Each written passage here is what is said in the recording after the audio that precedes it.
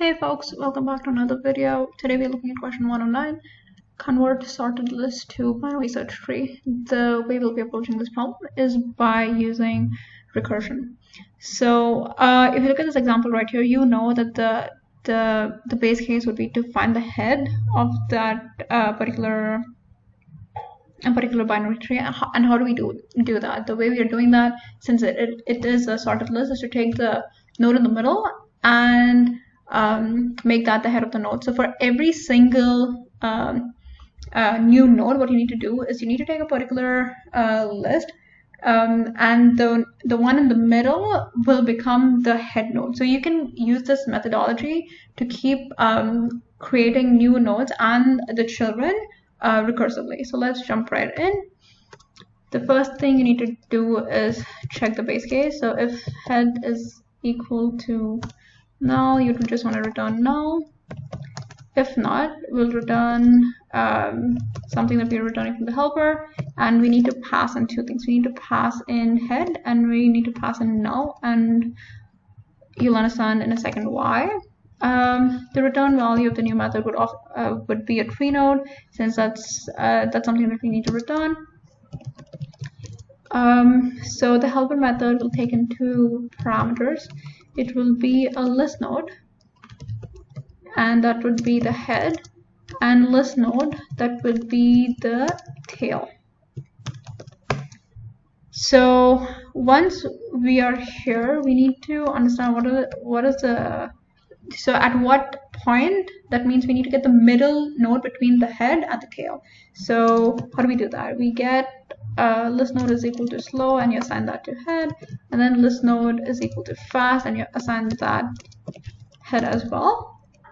And there's one thing that you need to check out. If they are the same, if head is equal to tails, you can't really move in between them, so you just return null. So that's one of the base cases. But if everything is okay, if they're not the same, you need to keep moving the slow and the fast node. So while fast is not equal to tail and fast.next is not equal to tail, you would keep moving both. So fast would be equal to fast.next.next, and tail and slow would become slow.next. So earlier you would have seen something like, oh, while fast is not equal to null and fast.next is not equal to null, keep moving forward. But since we need to keep moving between two constraints, that's left and right, that's the reason why we are trying to go to the tail. So for example, once you have 0 as the head, you need to get to the left. And how would you do that? You need to get all of the children on the left. You need to iterate only from -10 to 0. So these are your constraints, going from -10 to 0. So that's the reason why you have the head and the tail as the two parameters between which you need to keep moving. So once you have that, once you've reached the middle, you create a new tree node. Let's call it current, a new tree node, and let's assign the value of slow.while. And what do we need to do next? We need to do next is to assign left and right, and you just call the helper method on that.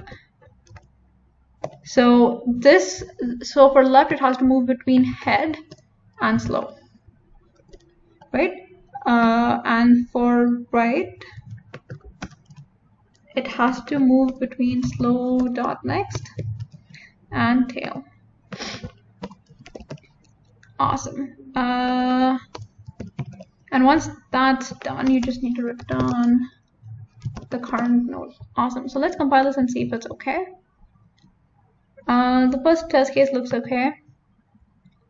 Everything else is okay as well. Awesome. So let's talk about the space and time complexity.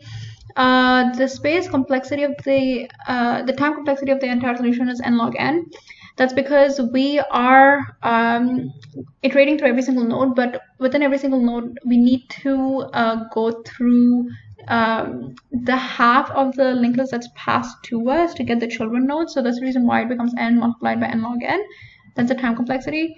And the space complexity is of n, since we are creating a new binary tree that we need to return back.